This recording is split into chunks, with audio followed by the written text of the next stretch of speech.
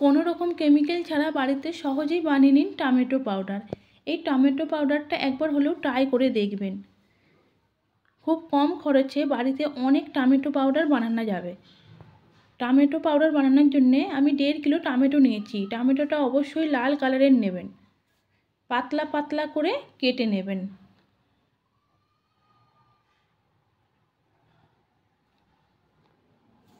আমি সব টমেটোগুলো পাতলা পাতলা করে কেটে নেব।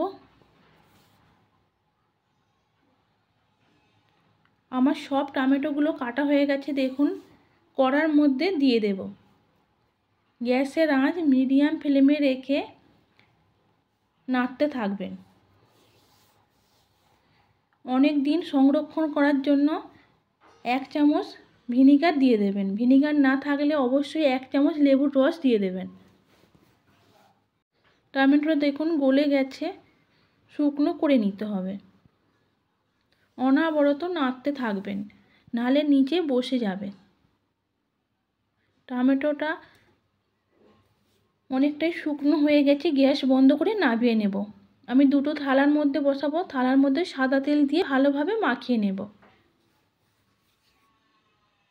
টমেটোর মিশ্রণটা হাফ হাফ ঢেলে দেব।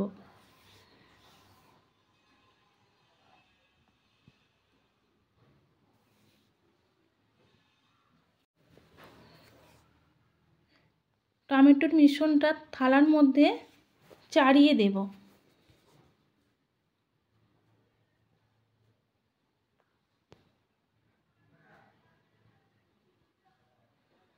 দুটো থালার মধ্যে আমি টমেটোর মিশ্রণটা নিয়ে নিয়েছি। এবার রোদের মধ্যে রেখে দেব। একদিন পরে দেখুন কতটা শুকনো হয়েছে। আমি টমেটোটা 3 দিন ধরে শুকনো করে নিয়েছি। দেখুন, থালা থেকে তুলে নিয়েছি। কত সুন্দর শুকনো হয়েছে দেখুন। মিক্সির জারের মধ্যে মিহি পাউডার বানিয়ে নেব।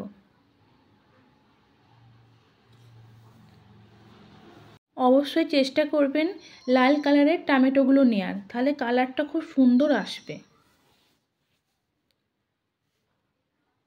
মিক্সারের জার বন্ধ করে পাউডার বানিয়ে নেব।